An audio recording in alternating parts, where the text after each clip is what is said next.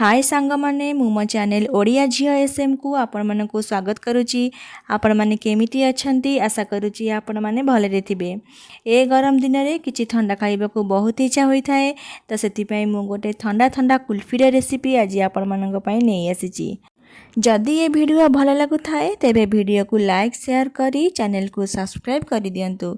Subscribe करिबा मागणा होई थाए। आउ सब्सक्राइब कला बेले पाखरे थिबा बेल आइकन को प्रेस करी ऑल रे क्लिक करंतु। ऑल रे क्लिक कले मु जेतेबेले वीडियो अपलोड करिबी प्रथमे आपण मानक पाखरे वीडियो पहुंचीबो।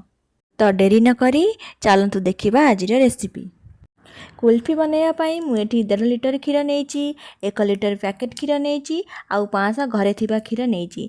आपण चाहिए सबुतक पैकेट क्षीर रे बनई पारंती नले घर क्षीर रे बनई पारंती। प्रथमे गैस उपरे कड़ाई बसैबा, तापरे किछि तेल देई मु एठी किछि काजू को काटी नेइची आउ 8-10टा आलमंड को नेइची आउ ताकू भल भाबे भाजी नेइची। आपण चाहिए एठी पिस्ता भी ऐड करि परिबे।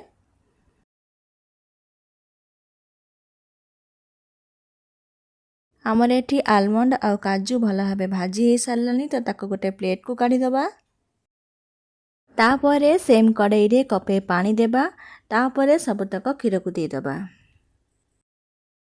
क्षीर देबा पूर्वरु पानी देले क्षीर तले लागी न थाए। क्षीर टिके उषुम हे आसिले मु एठी 3 बड़ चामच मिल्क पाउडर नेइची। मु एठी अमूल ब्रांड रा मिल्क पाउडर नेइची। आपण चाहिए जेकोसी ब्रांड रा मिल्क पाउडर नहीं पारिबे। तापरे आधा कप चीनी देबा।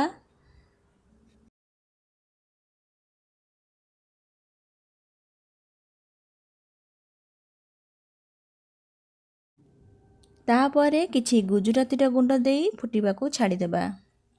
जेतेबेला जाए क्षीर 3 भागरु भागे न होईची, माने 1.5 लिटर क्षीर 500 ग्राम हेबा पर्यंत आमे क्षीर को फुटेइबा। क्षीर फुटिबा समय रे गोटे चामच साहाय्य रे एमती क्षीर को गोलौथिबा, नहले आम क्षीर साइड रे लगी पोड़ी जिबार चांस थाए। गैस रो फ्लेम को हाई रे रखी क्षीर फुटेइबा।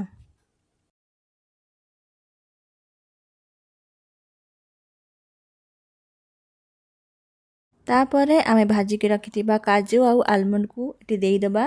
मुझे आलमंड को टिके छेची देइची, माने टिके खंड कर देइची। आपण चाहिए केसर मध्य एठी पकई परिबे। तापरे एठी गोटे चामच कॉर्नफ्लोर को 4 चामच पानी रे गोली देई दबा। कॉर्नफ्लोर देले आम क्षीर बहलिया हेबा सह आइसक्रीम भल जमे। तो कॉर्नफ्लोर दे सारिबा परे क्षीर को कंटिन्यूस गोलेइबा, नहले क्षीर लागी जिवो।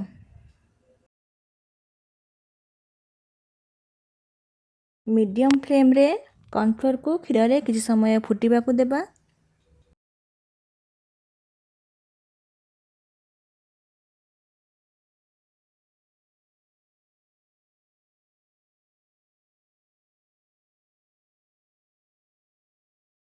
तो देखंतु कुल्फी पाई आमको जेते क्षीर दरकार तो हे गलानी। आम क्षीर एबे 1.5 लिटर रु 500 ग्राम हे गलानी। तो गैस बंद करी ठंडा हेबा को छाड़ी देबा। तो क्षीर को मु एठी गोटे बाउल रे नै जाइची। गरम थिबा समय रे मु एठी केसर को ऐड करूची। तो क्षीर ठंडा हो सारा परे तो कुल्फी बनैबा को मु एमितिका चा पीबा कप को यूज करूची।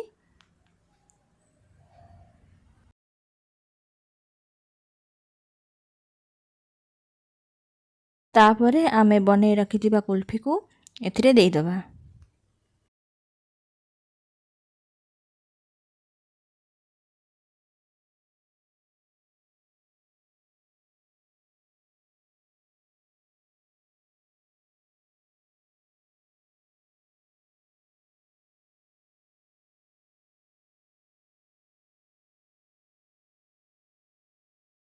तापरे याकू 7 रु 8 घंटा पाई फ्रीजर रे रखि दबा। मु जेहेतु एठी राति रे बनौची तो राति सारा फ्रिज रे रखि दउची। तापर दिन सकाळू आम कुल्फी एठी पूरा बढ़िया से बसी जाइची। तापरे एमती गोटे कईची द्वारा कप को काटी आम कुल्फी की सब बाहर करदबा। ए कुल्फी जतिकी सुंदर देखा जाउची सेतिकी टेस्टी मध्य होइची, पार्टी देउ देउ मिली जाउची। तो यही प्रोसेस रे घरे कुल्फी बनातु, केमिति लागिला कमेंट रे जणातु। तो ए गरम रे ठंडा ठंडा कुल्फीर मजा नियंतु आउ मो वीडियो देखुतांतु। जदि वीडियो भल लागिला वीडियो को लाइक शेयर करी चैनल को सब्सक्राइब करी दियंतु। रहुची धन्यवाद।